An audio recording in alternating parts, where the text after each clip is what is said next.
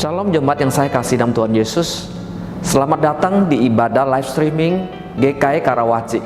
Mari kita mempersiapkan hati kita untuk beribadah kepada Tuhan yang Maha Kudus, karena hanya Dia layak disembah dan dipuji. Karena Dialah Allah Kudus, Allah yang kita muliakan sampai selama-lamanya. Selamat beribadah, Tuhan Yesus memberkati. 弟兄姐妹们平安，欢迎你们来参与基督耶稣教会卡拉瓦基堂会在网上主日崇拜。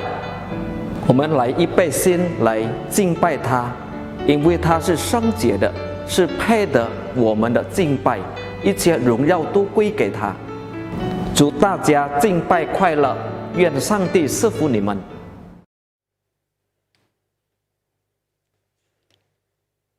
Shalom saudara-saudari yang terkasih di dalam Tuhan Yesus Kristus. Puji syukur kepada Tuhan di mana kita bisa melewati sepanjang minggu ini dengan pertolongan Tuhan. Tidak terasa kita sudah memasuki minggu terakhir di bulan Oktober. Kita tahu bahwa Tuhan selalu menyertai kita dan menolong kita di masa-masa yang sulit ini. Mari Bapak Ibu sekalian, saya mengajak kita untuk bangkit berdiri. Kita akan mempersiapkan hati kita, pikiran kita untuk datang kepada Tuhan. Kita akan mengambil sikap teduh di hadapan Tuhan.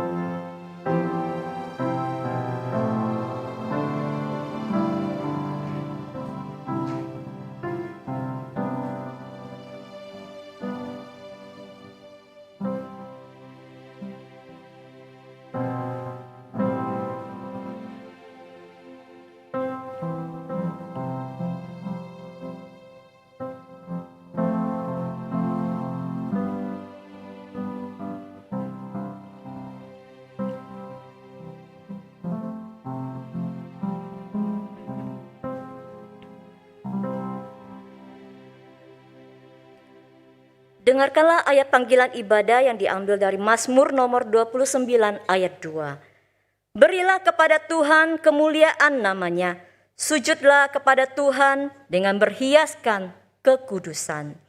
Kita akan menyembah dan mengagungkan Tuhan kita. Kita mau menaikkan pujian, besar dan ajaiblah karyamu.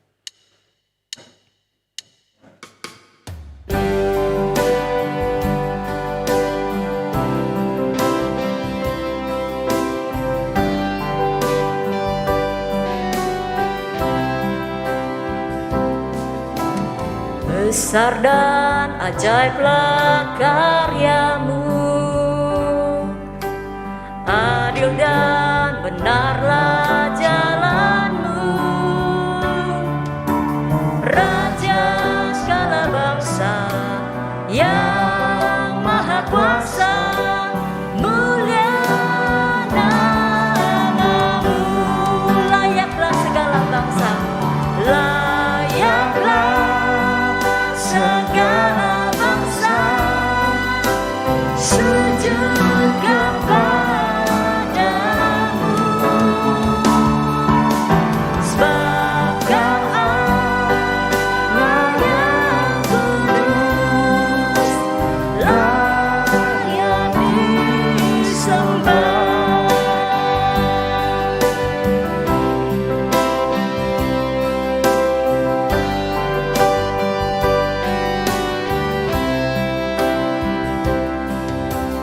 Besar dan ajaiblah karyamu,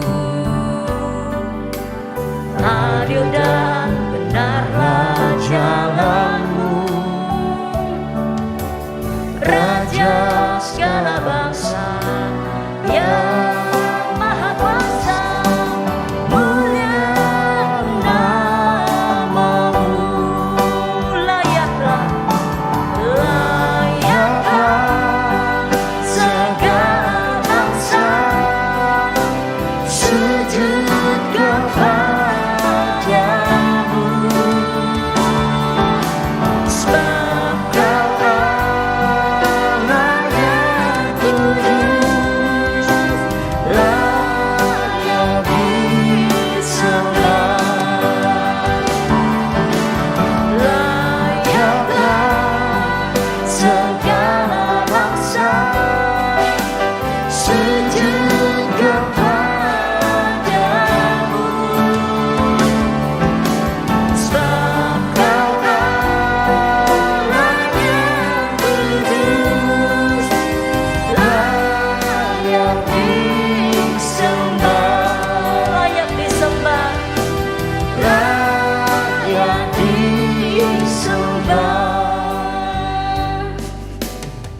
Jemaat dipersilakan duduk kembali.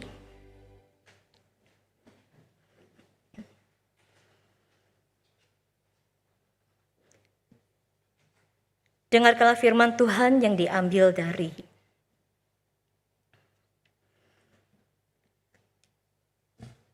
Mazmur nomor 139 ayat 1 sampai 2 dan ayat 4. Tuhan, Engkau menyelidiki dan mengenal aku. Engkau mengetahui kalau aku duduk atau berdiri. Engkau mengerti pikiranku dari jauh. Sebab sebelum lidahku mengeluarkan perkataan, sesungguhnya semuanya telah Kau ketahui, ya Tuhan. Kita akan datang di hadapan Tuhan, kita ingin mengintrospeksi hati kita yang paling dalam. Karena kita tahu bahwa kita adalah manusia yang berdosa dan kita tidak pernah terluput daripada belenggu dosa. Mari kita mau menaikkan satu pujian KPPK 185. Ku tinggalkan dosaku.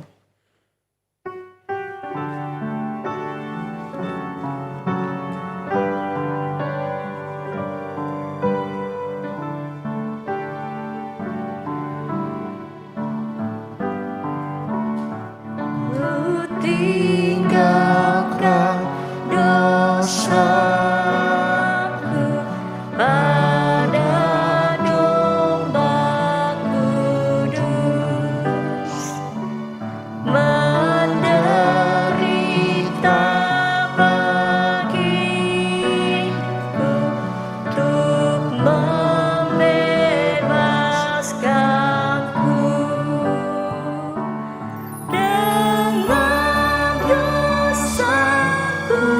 Datang agar dibasuhnya,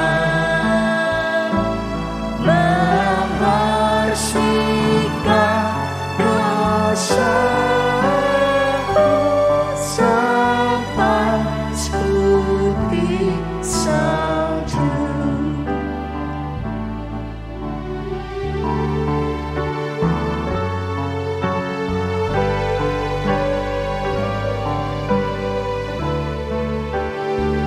Sekali lagi, ku tinggalkan dosaku. Ku tinggalkan dosaku pada domba kudus, menderita bagiku untuk Jemaat dipersilakan untuk bangkit berdiri.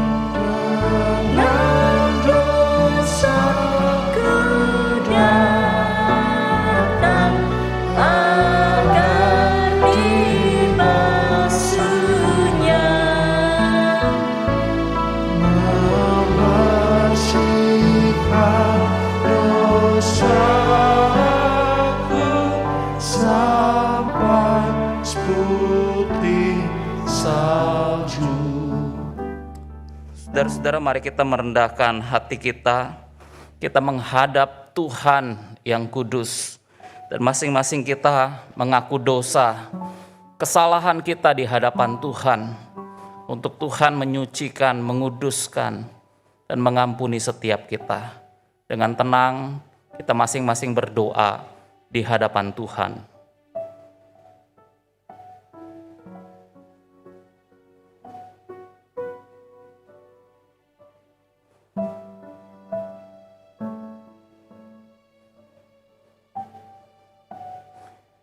Ya Tuhan, kami datang di hadapan-Mu pada hari ini.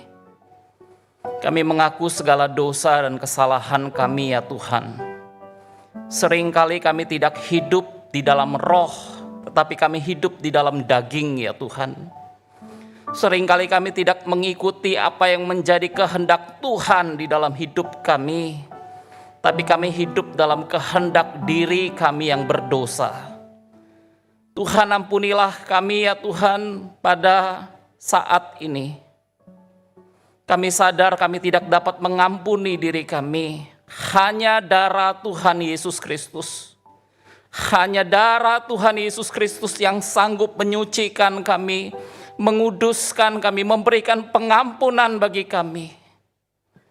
Biarlah darah-Mu Tuhan Yesus membasuh kami, menyucikan kami, menguduskan dan melayakkan kami. Kami bersyukur ya Tuhan, kami boleh kembali dipersatukan dengan Engkau. Kami bersyukur ya Tuhan, kami boleh kembali dipulihkan dalam relasi kami dengan Tuhan. Kami bersyukur untuk pengampunan yang Kau berikan. Kami berdoa, bersyukur dalam nama Tuhan Yesus Kristus. Amin. Jemaat dipersilakan duduk. Janji pengampunan dosa diambil dari 1 Yohanes 1 ayat 5 dan ayat yang ke-7. Dan inilah berita yang telah kami dengar dari Dia dan yang kami sampaikan kepada kamu. Allah adalah terang dan di dalam Dia sama sekali tidak ada kegelapan. Tetapi jika kita hidup di dalam terang, sama seperti Dia ada di dalam terang, maka kita beroleh persekutuan seorang dengan yang lain, dan darah Yesus anaknya itu menyucikan kita daripada segala dosa.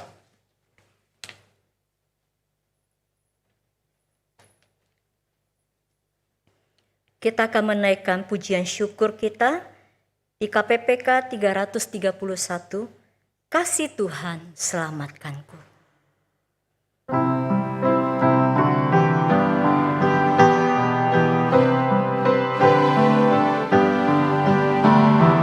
Dalam dosaku hanyut, jauh dari Tuhanku. Beban dosa menekan hatiku susah.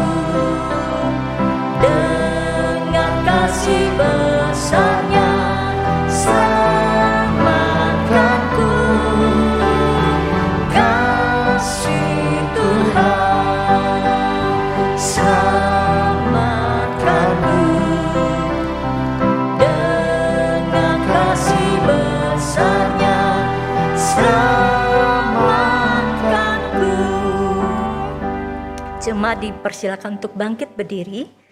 Sekarang tiba saatnya bersama dengan umat Tuhan dari segala abad dan segala tempat, kita akan mengikralkan pengakuan iman kita yang berbunyi, Aku percaya kepada Allah, Bapa yang Maha Kuasa, Khalik langit dan bumi, dan kepada Yesus Kristus, anaknya yang tunggal Tuhan kita, yang dikandung daripada Roh Kudus, lahir dari anak darah Maria, yang menderita sengsara di bawah pemerintahan Pontius Pilatus, disalibkan, mati dan dikuburkan, turun ke dalam kerajaan maut.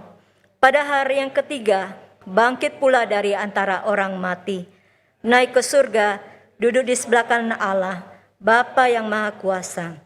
Dan dari sana ia akan datang untuk menghakimi orang yang hidup dan yang mati. Aku percaya kepada Roh Kudus, gereja yang kudus dan am, persekutuan orang kudus, pengampunan dosa, kebangkitan tubuh, dan hidup yang kekal. Amin. Jemaat dipersilakan duduk kembali. Sebelum kita menaikkan pujian KPPK 209, Yesus segala-galanya, kita akan terlebih dahulu melihat video tentang latar belakang dari lagu ini.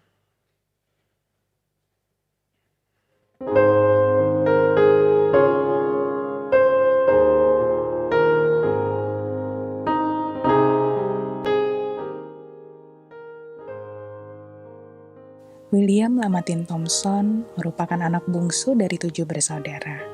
Sejak remaja, Thompson mulai menulis lagu. Beranjak dewasa, Thompson menekuni ilmu bisnis di Mount Union College, Ohio. Pendidikan musiknya diperoleh di New England Conservatory of Music tahun 1873 dan dilanjutkan di Leipzig, Jerman. Dengan berbekal ilmu yang telah didapatkan, Thompson mulai berbisnis dengan membuka toko musik di East Liverpool. Ia menjual buku musik dan lagu-lagu ciptaannya sendiri. Thompson sukses di bisnis ini sehingga dikenal dengan sebutan pengarang syair dari Ohio. Suatu hari, Thompson menghadiri kebaktian kebangunan rohani Dwight L. Moody.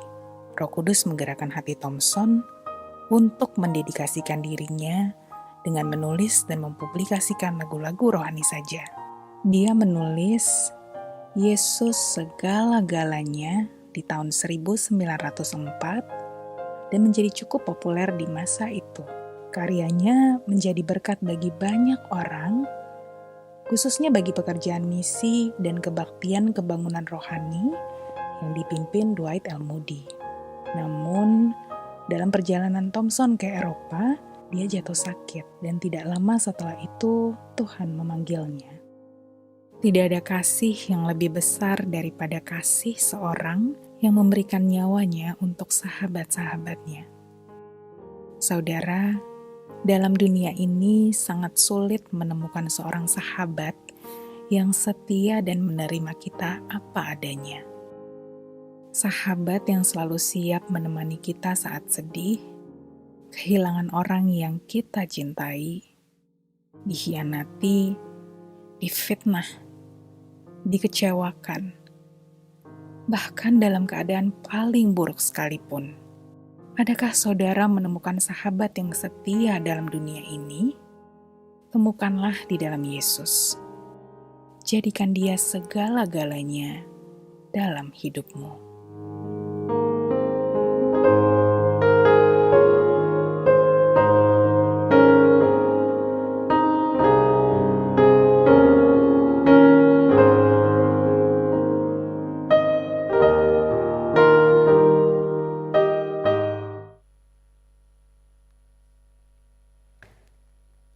Biarlah kita boleh menjadikan Yesus segala-galanya di dalam hidup kita.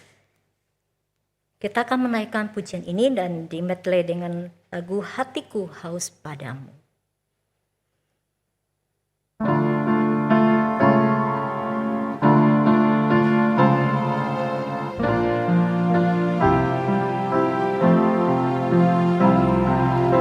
Yesus segala-galanya mentari hidupku dan nyalakan kekuatanku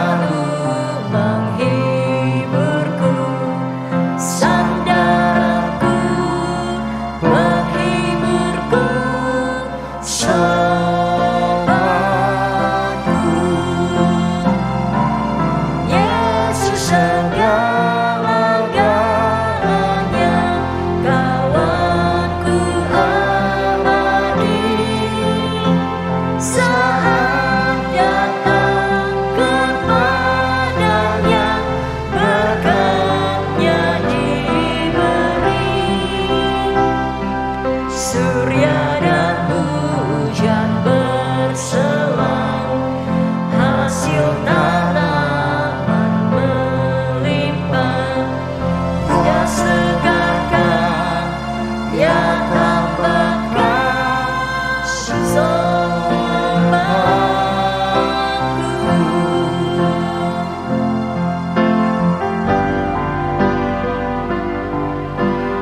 Hatiku haus padamu, Yesus memuaskanku. Lebih lagi setiap hari ku rindukan lebih lagi. Yesusku, hatiku haus padamu, hatiku haus padamu. Yesus memuaskanku. Lebih lagi setiap hari ku rindukan lebih lagi. Yesusku. Kita akan dengarkan firman Tuhan yang disampaikan oleh G.I. Roni.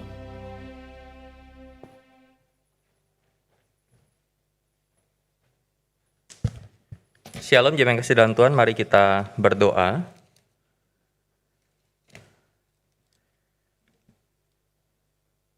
Tuhan Yesus, sungguh kami bersyukur kepadamu di dalam anugerah daripada Tuhan yang boleh menolong kami untuk melewati hari lepas hari dalam hidup kami.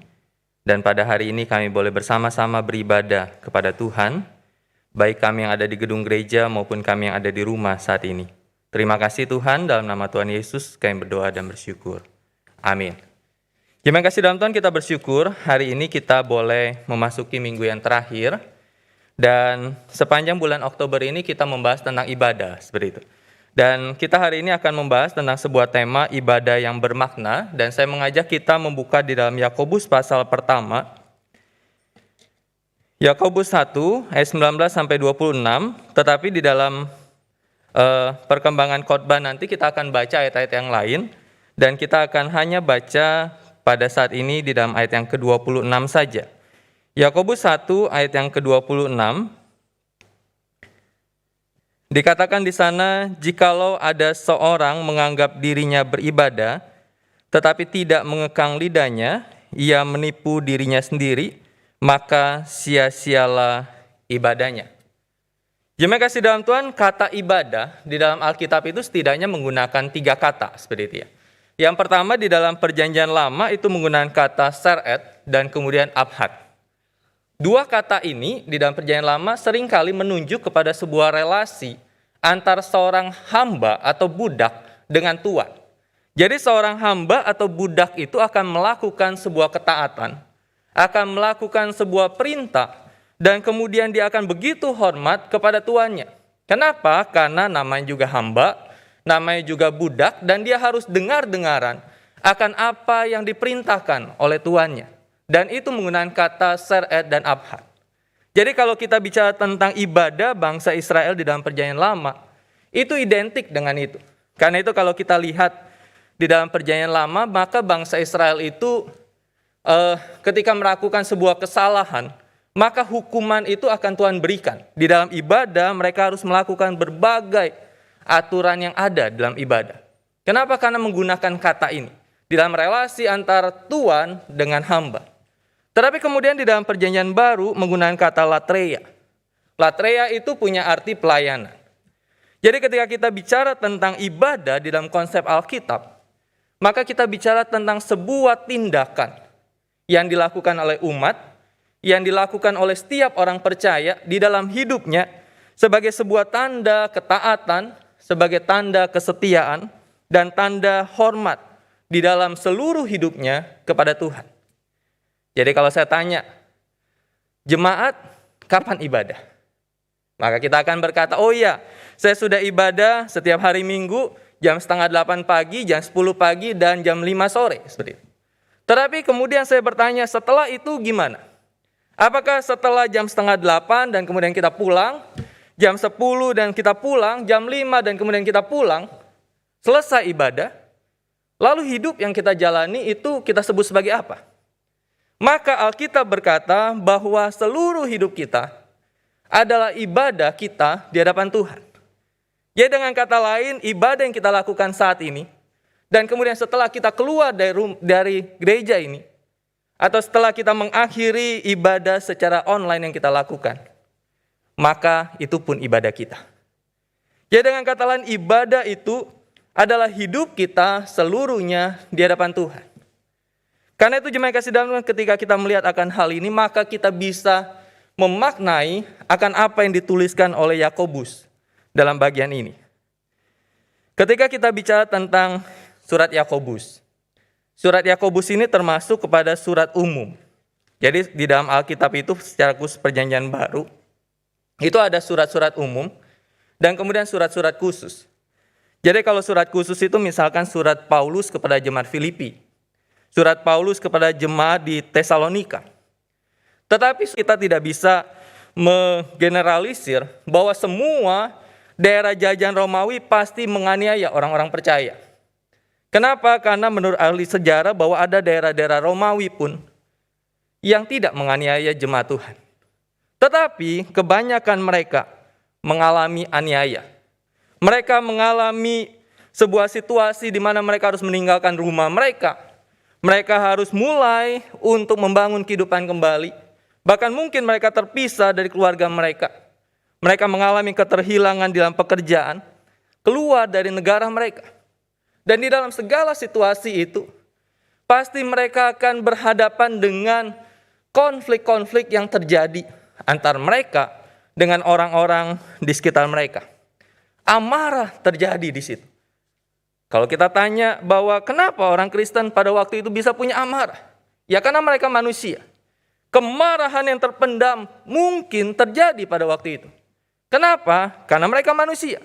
Mereka telah disakiti, mereka telah dianiaya, mereka telah mengalami situasi yang tidak menyenangkan, dan mereka punya kecenderungan untuk marah.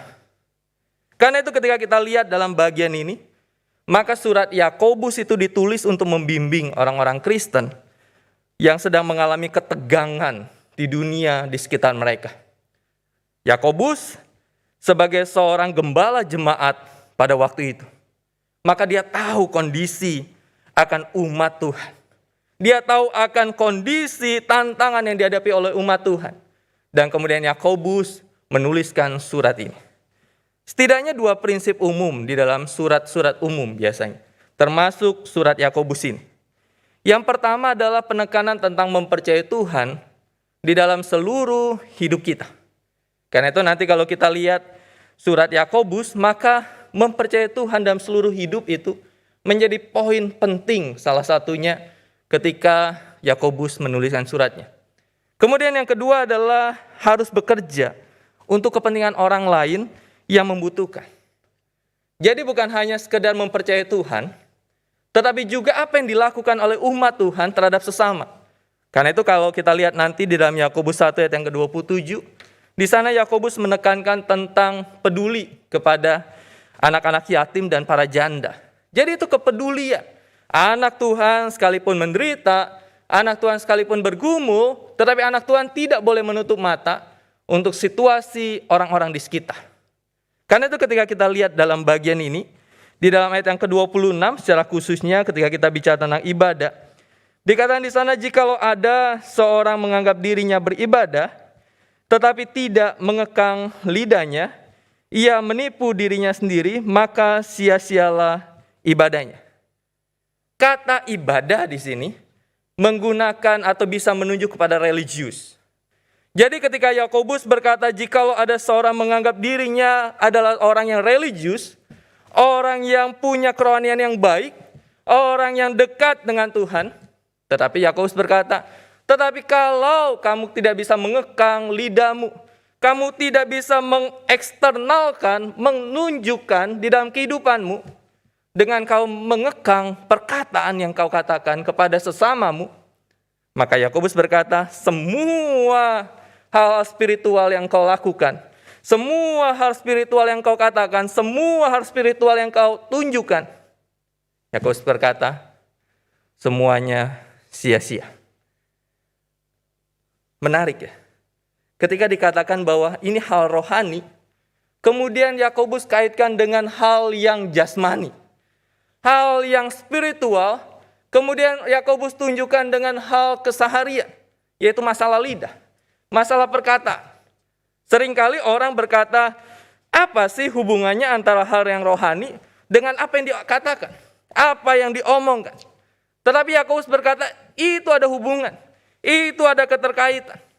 Ketika engkau berkata engkau rohani, tetapi engkau tidak bisa menahan lidahmu untuk memperkatakan perkataan yang baik, tetapi memperkatakan perkataan yang tidak baik, maka Yakobus berkata, pertanyakan spiritualmu. Pertanyakan ibadahmu. Pertanyakan apa yang kau lakukan ketika engkau ibadah sama Tuhan. Kalau engkau tidak bisa menunjukkan tindakan eksternal itu. Karena itu Yakobus mengajar orang Kristen bagaimana menghidupi iman mereka. Kalau kita lihat di dalam ayat 19 sampai 21, maka di sana setidaknya 3 peringatan. Dan kalau kita baca ayat 19 sampai 21, sesungguhnya adalah bagian dari intisari dari surat yang ditulis oleh Yakobus dalam bagian ini. Kalau kita baca ayat 19, dikatakan, hai saudara-saudara yang kukasihi, ingatlah hal ini. Setiap orang hendaklah cepat untuk mendengar. Cepat untuk mendengar bisa kita temukan juga di dalam Yakobus 1 ayat 21 sampai Yakobus 2 ayat yang ke-26. Jadi Yakobus terus mengajarkan tentang cepat mendengar itu. Cepat mendengar bicara tentang apa? Cepat mendengar bukan hanya mendengar apa yang tidak baik. Bukan itu maksud Yakobus. Tetapi cepat mendengar bicara tentang apa yang Tuhan katakan kepadamu.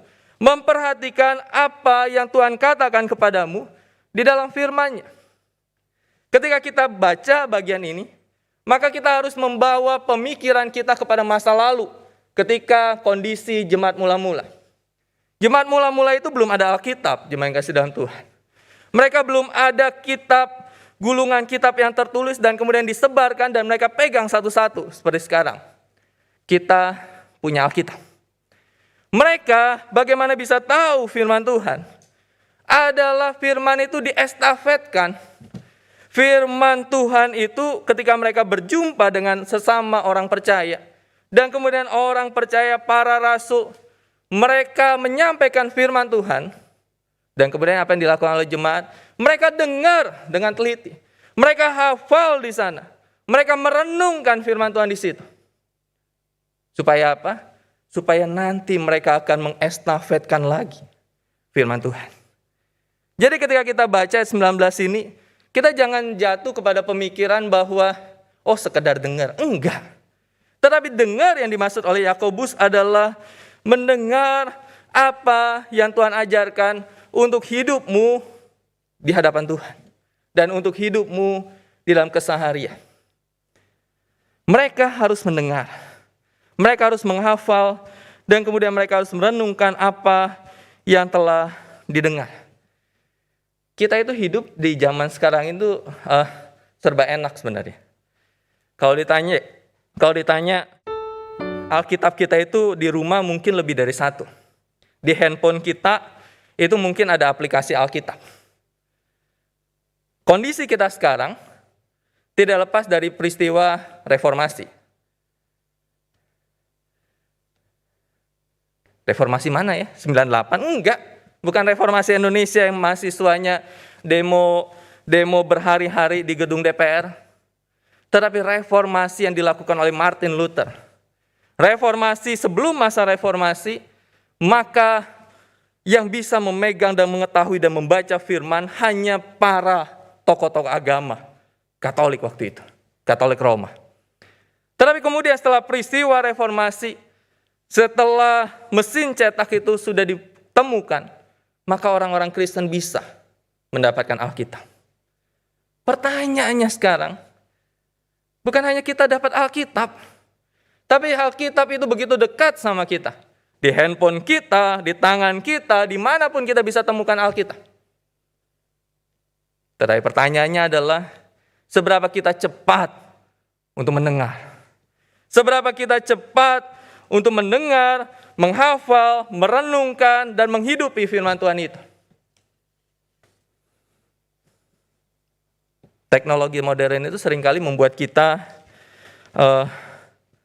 mudah untuk mendapatkan atau mendengar firman Tuhan. Sehingga hampir kita tidak dapat mendengarnya sama sekali. Ironis kan? Di dalam HP kita itu banyak aplikasi yang memberikan kita informasi.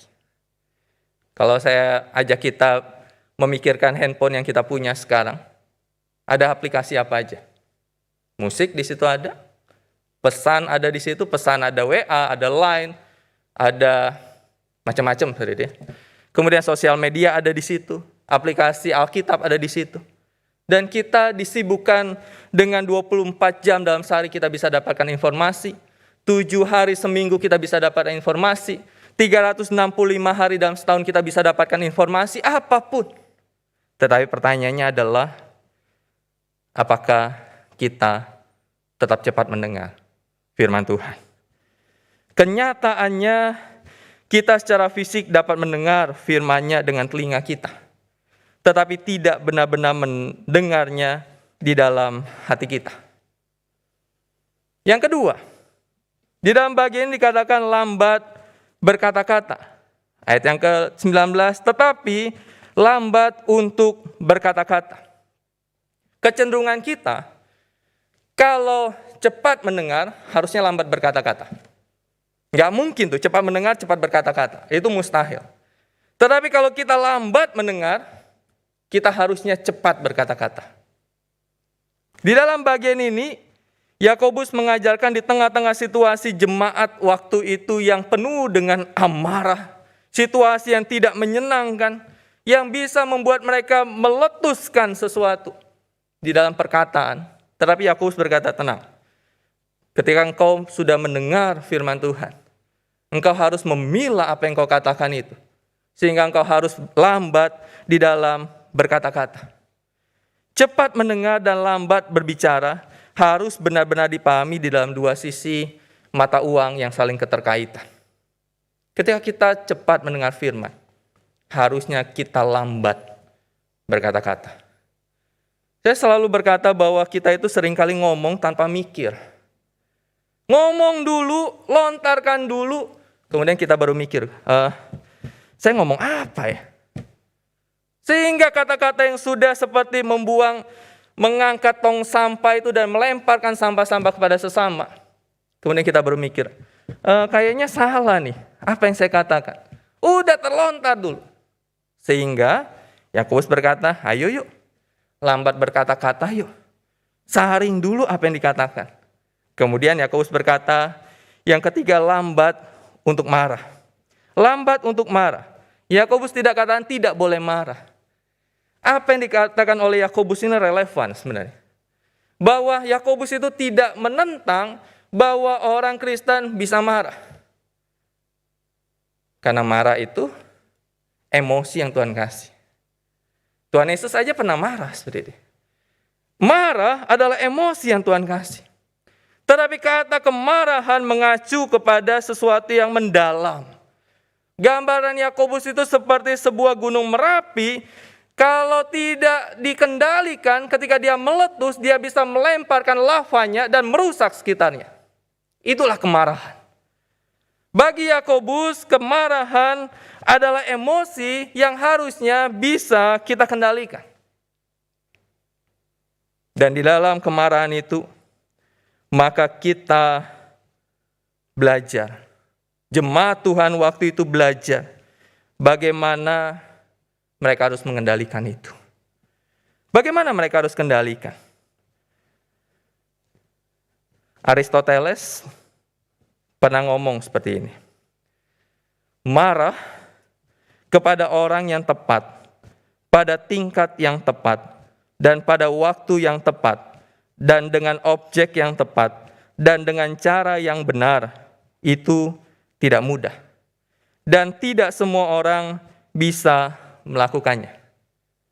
Marah kepada orang yang tepat, tingkat yang tepat, waktu yang tepat, objek yang tepat, cara yang benar, enggak mudah bagi Aristoteles.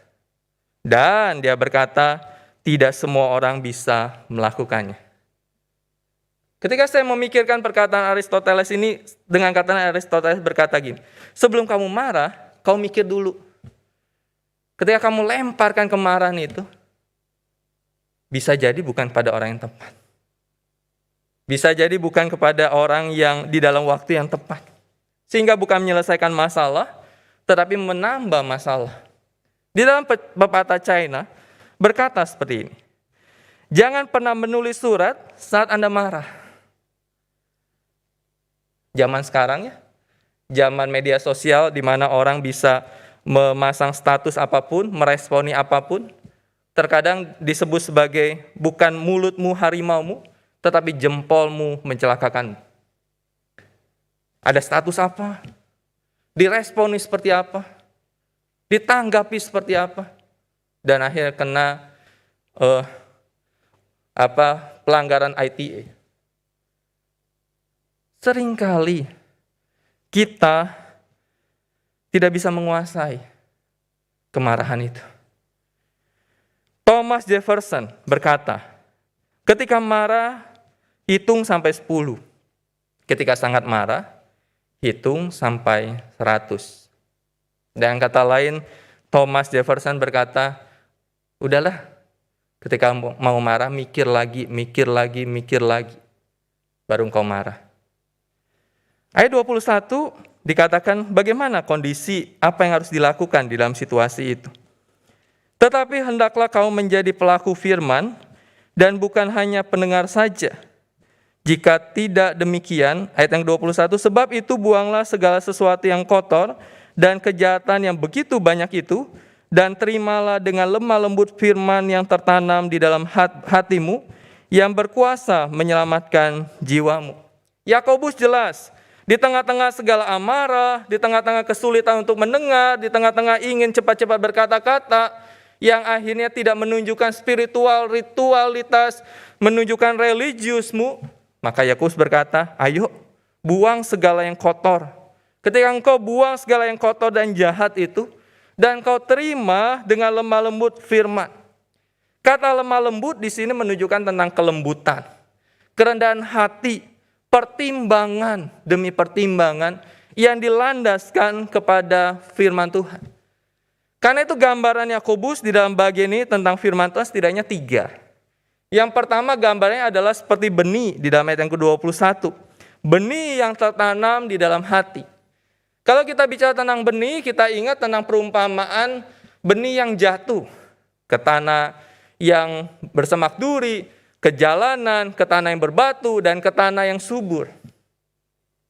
Firman Tuhan itu digambarkan seperti benih yang tertanam di dalam hati. Pertanyaannya adalah hatinya seperti apa? Hati yang penuh dengan semak duri, hati yang penuh dengan berbatu, hati yang di pinggir jalan yang akhirnya diambil burung-burung, atau hati yang subur, yang siap ditanami oleh firman Tuhan. Bapak Ibu, hati kita seperti apa? Itu yang tahu Tuhan dan kita. Yang tahu hati kita itu subur atau tidak, yang tahu Tuhan dan kita. Orang lain itu hanya lihat kulitnya. Orang lain termasuk hamba Tuhan hanya lihat kulitnya. Tetapi yang tahu kita adalah kita dan Tuhan. Apakah firman itu sudah selama ini tertanam di dalam hati yang subur? Ketika kita ibadah, apa ketika kita mendengar firman Tuhan hari ini dan minggu-minggu yang lalu, minggu-minggu ke depan, apakah hati kita benar-benar hati yang siap untuk menerima benih firman Tuhan itu yang bertumbuh dalam hati kita? Kemudian yang kedua adalah cermin di dalam ayat yang ke-23.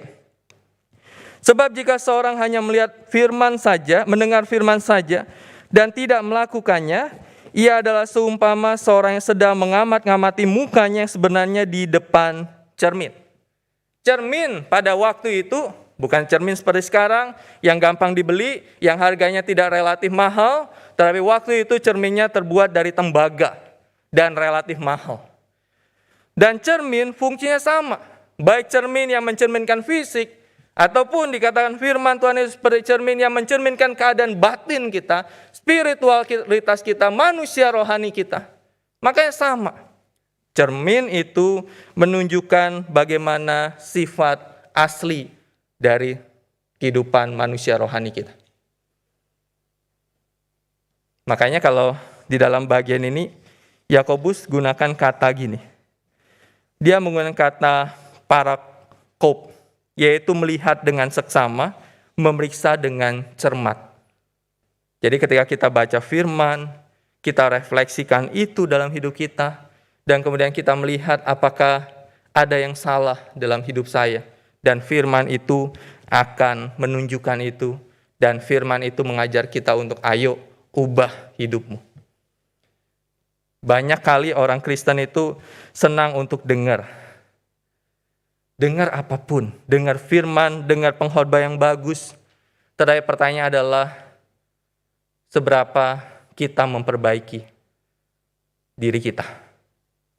Memperbaiki apa yang salah di dalam cermin firman Tuhan itu. Kemudian yang ketiga adalah hukum. Didengar dan ditaati. Firman Tuhan sebagai benih, firman Tuhan sebagai cermin, dan firman Tuhan sebagai hukum. Dan apa yang dilakukan di dalam 3 gambaran firman itu? Di dalam ayat yang ke-25 dikatakan, tetapi barang siapa meneliti hukum yang sempurna, yaitu hukum yang memerdekakan orang, dan ia bertekun di dalamnya, jadi bukan hanya mendengar untuk melupakan, tetapi sungguh-sungguh melakukannya, ia akan berbahagia oleh perbuatannya. Tetapi sungguh-sungguh melakukan firman Tuhan.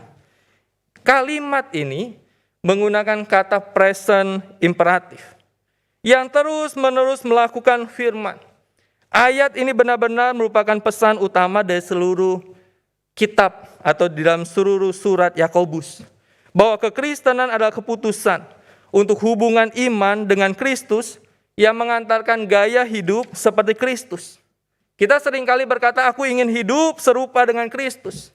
Maka Yakobus berkata, kalau kamu ingin hidup serupa dengan Kristus, kamu ingin hidup mempunyai ibadah yang berkenan di dalam seluruh hidupmu, maka kamu tidak bisa untuk lepas dari firman.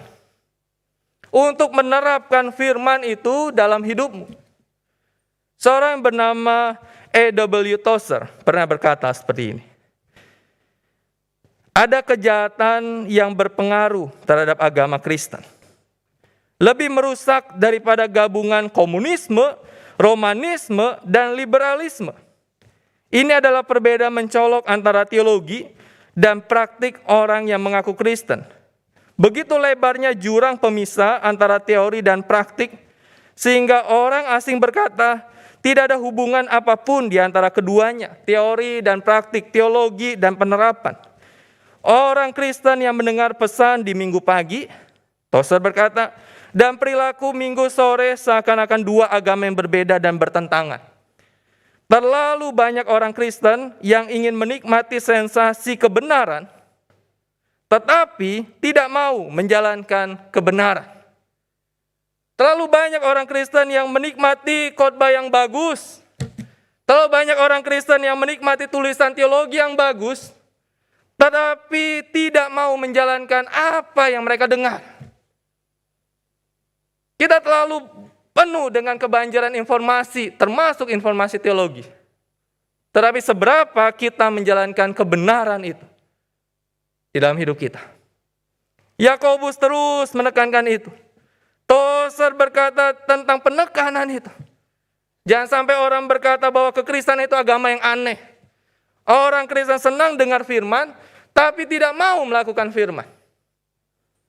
Iman yang sejati tidak hanya mendengar firman. Iman yang sejati, ibadah yang bermakna adalah ibadah yang mematuhi firman. Dia mendengar firman dan melakukan apa yang firman katakan untuk dilakukan. Ray Ortlund berkata, kepatuhan kita akan doktrin Injil dan budaya Injil. Itu dua hal yang harus berjalan bersama di dalam kasih karunia Allah yang menyatukan keduanya. Doktrin Injil dan budaya Injil. Apa yang dituliskan dalam Alkitab dan apa yang kita lakukan di dalam kehidupan kita. Dua hal yang gak bisa untuk kita pisahkan. Karena itu iman yang sejati dalam seluruh hidup ibadah kita terlihat dalam ketaatan dan kasih dalam perkataan dan tindakan kita dalam hidup, termasuk tindakan kita pada sesama. Bila kata-kata kita terkendali ataupun tidak, maka itu menjadi alarm tentang iman kita.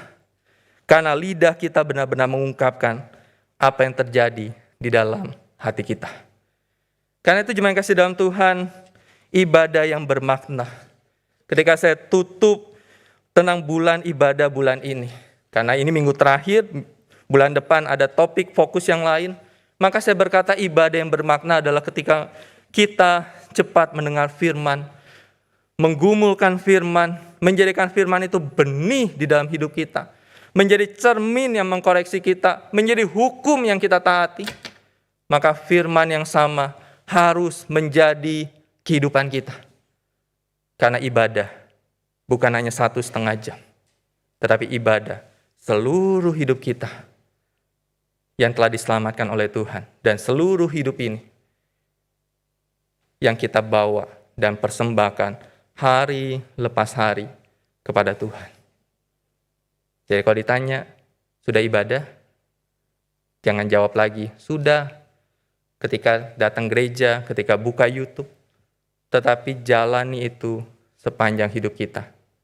Dan saya selalu berkata bahwa pada akhirnya Tuhan akan berkata pada kita, masuklah, hai hambaku yang baik dan setia.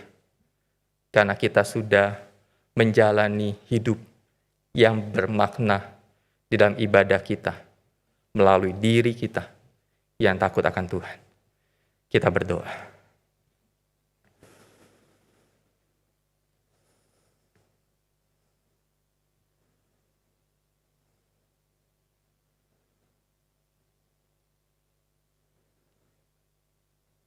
Bapak, kami bersyukur untuk berbagai teknologi, berbagai informasi yang begitu mudah kami terima. Berbagai hamba-hamba Tuhan yang begitu Tuhan pakai secara luar biasa menyampaikan firman Tuhan. Tulisan-tulisan teologi yang begitu luar biasa untuk membimbing kami, untuk mengajar kami, untuk memberikan kami wawasan terhadap pemahaman iman kekristenan. Dan kami, biarlah hidup kami sebagai orang-orang yang telah diselamatkan oleh Tuhan. Sungguh-sungguh kami memaknai hidup kami di dalam ibadah, di dalam keseluruhan hidup kami. Tuhan, ampuni kami. Kalau mungkin selama ini kami hanya menganggap ibadah itu 1,5 jam di gereja, ibadah itu hanya di hari Minggu, tetapi di dalam seluruh hidup kami seakan-akan semuanya itu tidak berefek sama sekali. Ketika kami bekerja, ketika kami sekolah, ketika kami kuliah, ketika kami di tengah-tengah teman-teman, seakan-akan kami sama dengan mereka. Tidak menunjukkan, mencerminkan firman Tuhan. Apa yang kami katakan, seakan-akan tidak ada bekas-bekas firman Tuhan yang pernah kami dengar. Tuhan, tolong kami, sehingga ibadah yang bermakna, sungguh-sungguh kami persembahkan seluruh hidup kami, menjadi ibadah di hadapan Tuhan. Terima kasih Bapa, dalam nama Tuhan Yesus kami berdoa dan bersyukur. Amin. Saya serahkan sama-sama.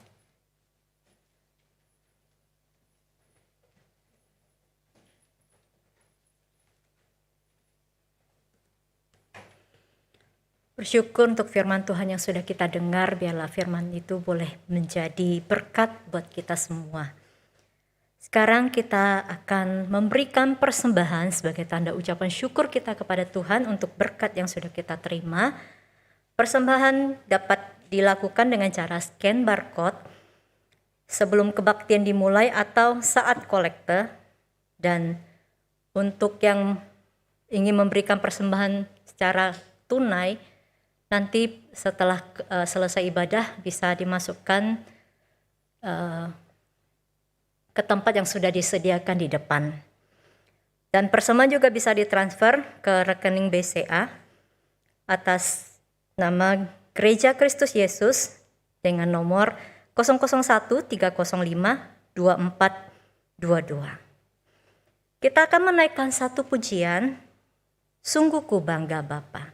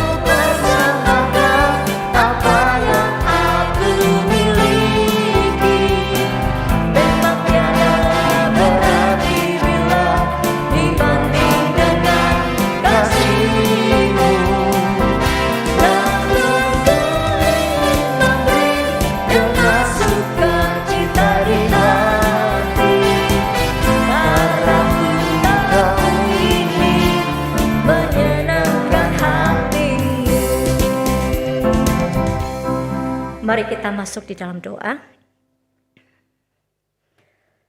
Bapa di dalam surga, kami bersyukur dan berterima kasih untuk penyertaan-Mu di dalam hidup kami. Kami bersyukur untuk firman yang sudah kami dengar pada pagi hari ini. Biarlah firman-Mu itu boleh mengingatkan kami agar kami sebagai anak-anak-Mu, kami boleh melakukan ibadah kami dengan benar dan melakukan ibadah kami menjadi ibadah yang bermakna di hadapan Tuhan dan menyenangkan hati Tuhan. Kami bersyukur untuk setiap berkat yang sudah kami terima ya Tuhan, tidak hanya secara rohani tapi juga secara material. Kami bersyukur untuk semuanya karena Engkau telah mencukupkan segala sesuatu yang kami perlukan. Terima kasih ya Tuhan, sebagai tanda ucapan syukur kami persembahkan hanya sebagian kecil dari yang kami terima. Kiranya semua itu boleh memuliakan nama Tuhan. Terpujilah Engkau Allah kami hidup, kami mau mengucap syukur di dalam nama Tuhan Yesus Kristus. Amin. Sekarang kita akan dengarkan berita penggembalaan. Jemaat yang saya kasih dalam Tuhan, kita bersyukur untuk hari ini. Kita boleh beribadah bersama-sama. Tentu kita merindukan bahwa dalam kehidupan keseharian kita, mencerminkan bahwa kita adalah seorang yang beribadah. Sehingga ibadah tidak hanya berhenti dalam gedung gereja, tapi sesungguhnya ketika kita berada di luar gereja. Saudara, senang sekali hari ini kita bisa beribadah di gedung gereja dan saya melihat wajah-wajah yang ceria ketika saudara datang, dan saya juga berharap bahwa saudara yang ada di rumah yang sedang beribadah secara online juga tetap bersuka cita ketika beribadah kepada Tuhan. Dan saya melihat juga ada wajah yang baru, mungkin bisa melihat ke kiri ke kanan, saudara. Bisa lambaikan tangannya sebentar. Ya, ke kiri ke kanan ya. Apakah ada yang pertama kali datang yang beribadah? Ini cukup lambaikan tangannya. Ada? Ada? Ada ya? Ada ya satu. Baik. Atau mereka yang bergabung ya, beribadah secara online, saya tidak lihat tapi Tuhan melihatnya.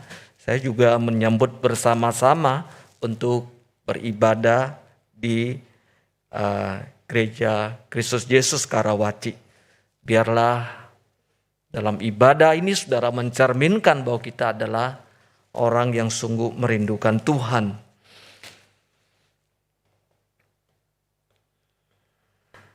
Saudara, saya memberitahukan beberapa hal sehubungan ibadah onsite sudah dimulai, sekalipun secara terbatas. Saudara, di depan kita itu ada kamera. Jadi pada waktu ibadah sudah berlangsung, berharap tidak lalu lalang di depan karpet merah ini ya. Karena kalau saudara lalu lalang di sana, maka wajah saudara akan tertangkap dan akan masuk ke dalam dalam kamera saudara ya. Dan berharap bisa memperhatikan hal ini supaya mereka yang beribadah secara online mereka tidak melihat wajah-wajah saudara ya ketika ibadah sudah dimulai. Saudara, saya memberitahukan bahwa minggu depan sudah memasuki bulan November. Kita ada perjamuan kudus di kebaktian umum jam 7.30, kemudian jam 10 secara online, tetapi onsite-nya ya bisa bersama-sama di tempat ini juga. Tapi hanya perjamuan kudus ya untuk minggu pertama. Dan berharap saudara-saudari yang sudah dibaptis bisa ikut bersama-sama untuk perjamuan kudus, baik di gedung gereja maupun secara online di rumah. Kemudian sharing perjamuan kudus kita juga menyerahkan persembahan persepuluhan kepada Tuhan. Dan kiranya Tuhan memberkati segala usaha pekerjaan kita. Kemudian ibadah terbatas. Kembali saya memberitahukan pada Bapak Ibu Saudara sekalian bahwa ibadah terbatas sudah dimulai beberapa minggu yang lalu. Dan berharap Bapak Ibu yang ingin mengikuti ibadah terbatas yang sekarang ini yang sudah dibuka jam 7.30, maka wajib memperhatikan beberapa ketentuan di bawah ini. Yang pertama, saudara sudah melakukan pendaftaran di link yang sudah disediakan. Jadi link ini akan setiap minggu dibagikan. Jadi jemaat tidak boleh mendaftar. Jemaat yang tidak mendaftar tidak diperkenankan ya untuk mengikuti ibadah secara onsite atau di gedung gereja. Jadi artinya saudara harus daftar dulu baru datang ya. Nanti kalau nggak daftar datang repot lah kita ya. Jadi berharap kerjasama, berharap pengertiannya supaya pelayan asher di bawah tidak mengalami kesulitan oleh karena saudara dadakan datang ya.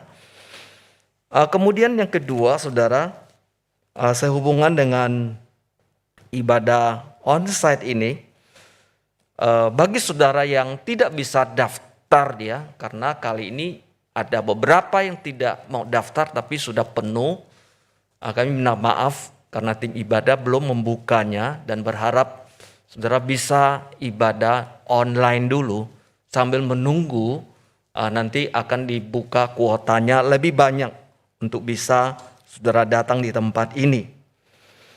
Kemudian saudara perlu mendownload ya aplikasi Peduli Lindungi Karena pada waktu saudara datang itu perlu scan ya, pastikan saudara sudah divaksin ya. Jadi sudah divaksin minimal 1 kali, sudah divaksin ya 1 kali ya, baru diperkenankan untuk datang. Kemudian waktu sudah datang, jadi akan ada scan ya. Nah nanti keluar juga saudara scan ya untuk keluarnya. Kemudian melakukan check-in ya di lobby atau check-out ya di lantai 8. Ada barcode-nya Peduli Lindungi yang sudah disediakan. Ya nanti silakan saudara scan ya. Saudara yang sudah biasa ke mall mungkin sudah tahu ya sesuatu yang baru yang memang sedikit merepotkan saudara, tapi demikianlah keadaan kita. Kemudian berharap bahwa seluruh jemaat terus berdoa supaya keadaan kita bisa berjalan dengan baik dan tidak terjadi hal-hal yang tidak diingini, sehingga kuota dan jumlah ibadah onsite itu bisa terus dibukakan buat seluruh jemaat. Dan berharap selama saudara ada di gedung gereja, saudara tidak sembarangan membuka masker ya. Tidak sembarangan membuka masker, kemudian tetap menjaga jarak ya.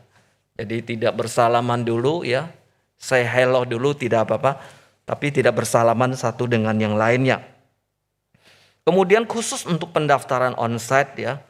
Saudara yang mengalami kesulitan, saudara bisa menghubungi di Tata Usaha. Itu ada nomornya di sini, saudara bisa membacanya. Atau saudara hubungi saudari kita Desi untuk membantu saudara mendaftarkannya. Demikianlah kaitan dengan ibadah onsite ya. Mohon perhatiannya. Kemudian Rabu saudara 3 November ada kebaktian doa secara Zoom dan mari kita bergabung bersama. Kemudian Sabtu 6 November ada seri pembinaan kita di gereja ini. Temanya adalah seni merayakan hidup sulit di masa pandemi, jam 5 sore. Dengan pembicaranya Pendeta Julianto Simanjunta. Dan berharap saudara bisa mendaftarkannya dengan link yang sudah ada. Aplikasinya di bawah ini. Kemudian kita melihat yang berikutnya adalah tim pelayan pemerhati di Pasutri ya. Ada saudari kita Elvia, kemudian ada saudari kita Cing. Saudara yang ikut di Pasutri atau ingin bergabung di Pasutri atau ada sesuatu yang ingin sampaikan bisa hubungi saudari kita Elvia atau saudari kita Cing ya. Kemudian kita menyaksikan 2 video secara bersamaan. Yang pertama Sabtu 20 November itu ada Selah with Christ ya, dengan tema ya Trilogy of Selah, jam 5 sore ya. Pengkhotbahnya adalah GI Michael Wu ya. Kemudian ada serangkaian yang lain, saudara bisa memperhatikannya langsung nanti di videonya. Kemudian juga yang video berikutnya kaitan dengan Komisi Anak, bahwa sekolah minggu di tempat kita akan melaunching 6 lagu baru pada Jumat 5 November jam 7 malam via online ya, atau di YouTube. Ada onsite-nya tapi terbatas hanya untuk 30 orang. Kita bersyukur ada guru sekolah minggu kita yang bisa menulis lagu yang nanti kita bisa mendengarnya bersama-sama menjadi berkat buat anak-anak sekolah minggu kita secara khusus. Mari kita saksikan videonya.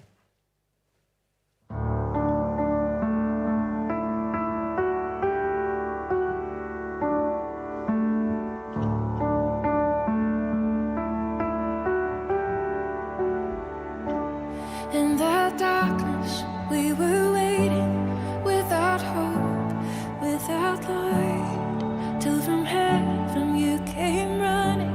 There was mercy in your eyes to fulfill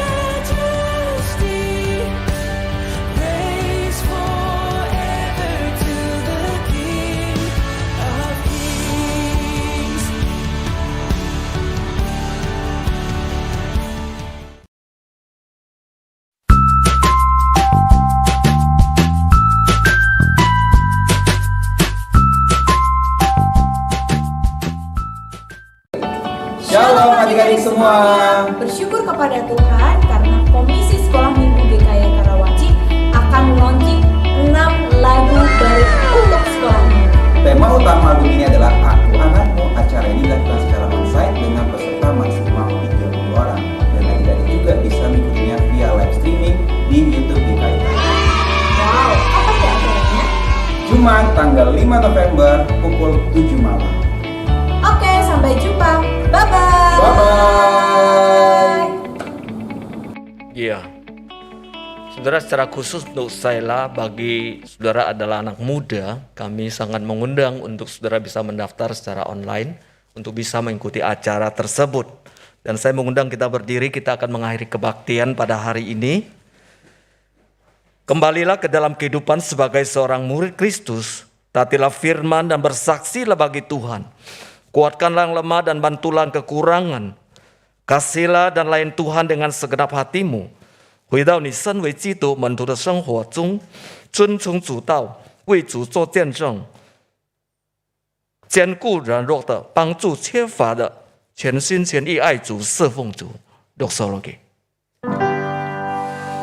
Puji Allah Bapa Putra, puji Allah Roh Kudus, ketiganya yang esa. Oh selamat sumber berkat.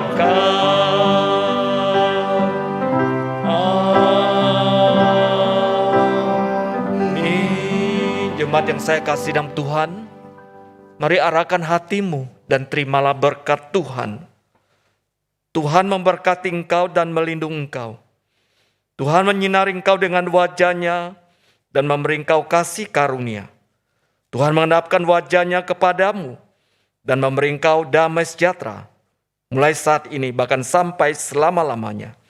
愿耶和华赐福给你，保护你；愿耶和华使他的脸光照你，赐安给你；愿耶和华向你扬脸，赐你平安，从今时直到永永远远。阿门。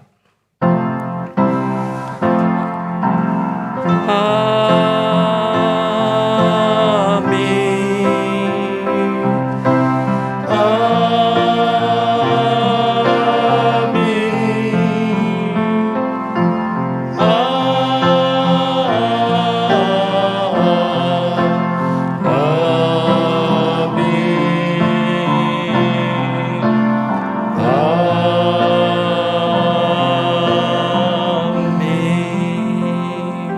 Silakan duduk saat teduh. Kebaktian kita sampai di sini. Selamat hari Minggu. Tuhan Yesus memberkati.